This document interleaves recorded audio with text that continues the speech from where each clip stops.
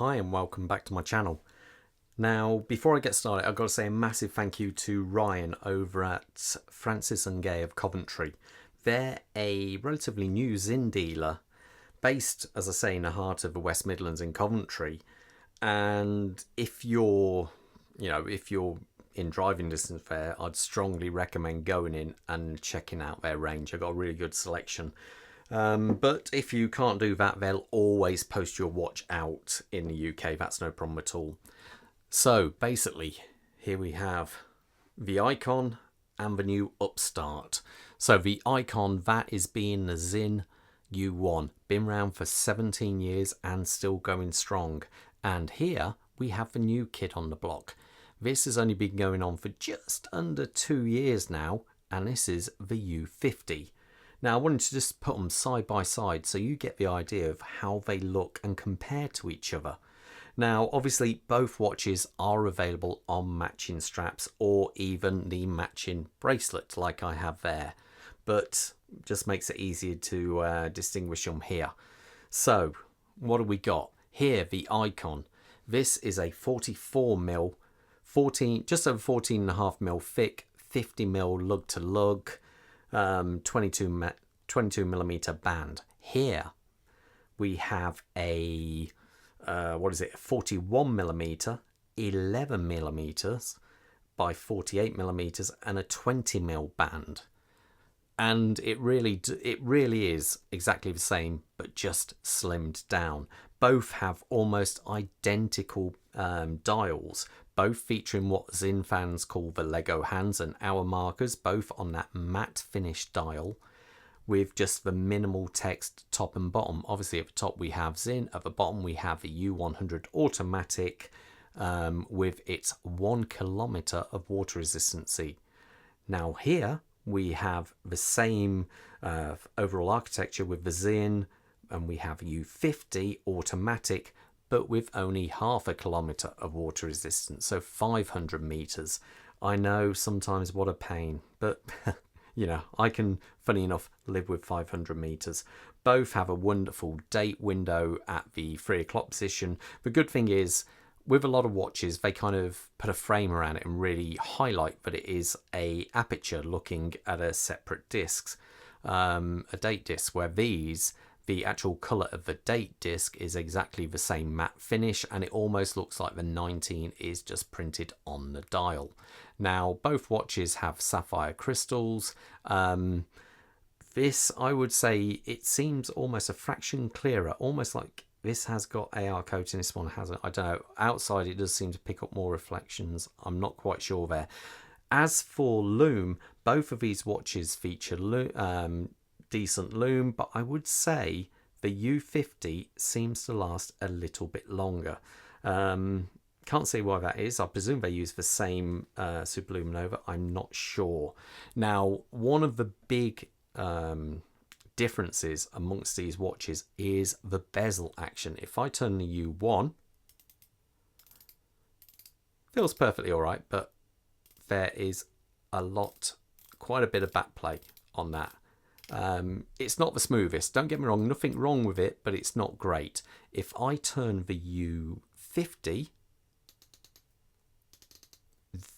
very, very precise, and I'd say almost no backplate at all. And it is a lot stiffer to turn this, which, let's face it, is probably better than you don't want to dive bezel which is loose, but there you go. So I actually think the bezel is much improved versus the U1.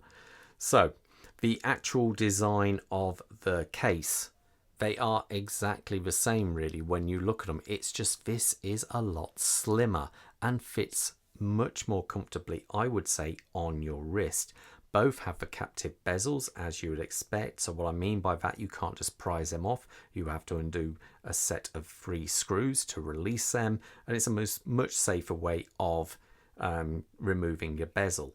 Both are available either in black or SDR versions, which means black bezel on a silver body.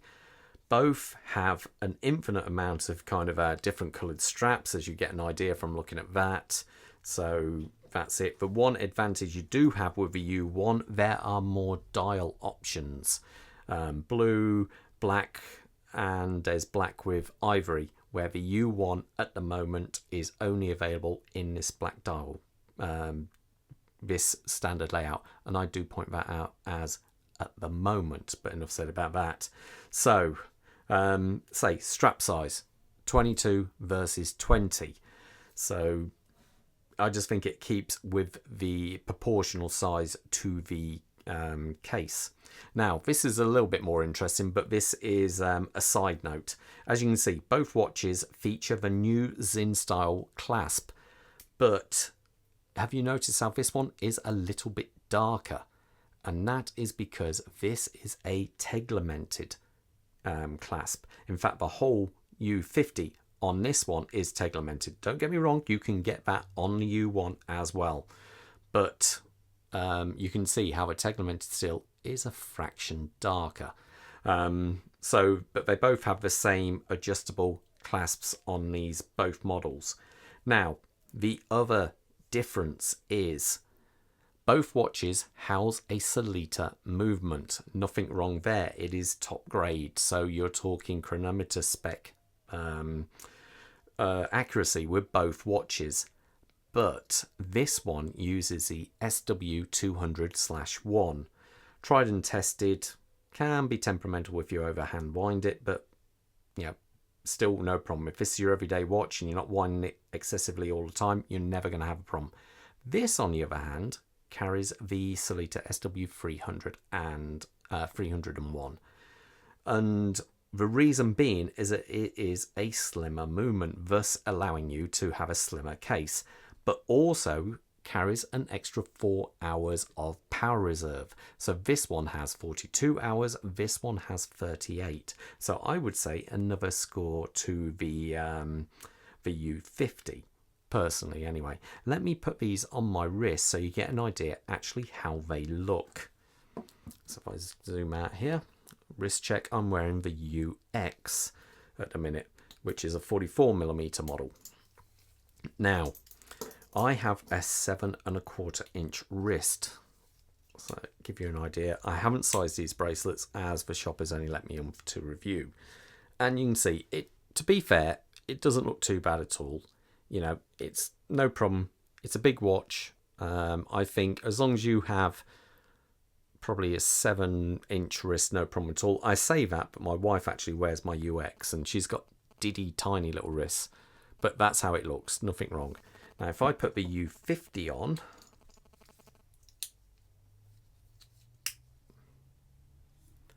there you go. You can see it is smaller and it is substantially thinner.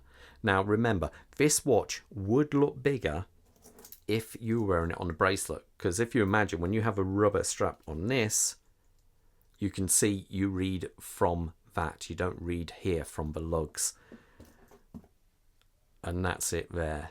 Now, it's up to you on whichever model you like. But you can see the difference there. Now, if I had to choose, I would go for the new U50. Simple fact is, I think quite a few years ago, bigger watches were all the rage. Everyone, you know, was producing 44, 45, 46mm watches. That was the norm. And I feel that phase has kind of died out now. And I buy a watch now for what feels comfortable on my wrist. And I find that slimmer, smaller model, I find is more comfortable on the wrist. But that is only my personal taste. It doesn't mean that that's what you guys like.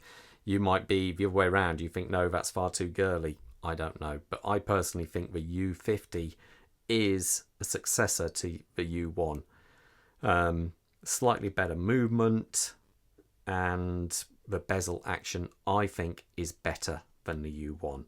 But that's just my take on it. Anyway, let me know what you feel, what you think in the comments below. So all the best, and I will see you in the next review. Stay safe out there, guys. Bye.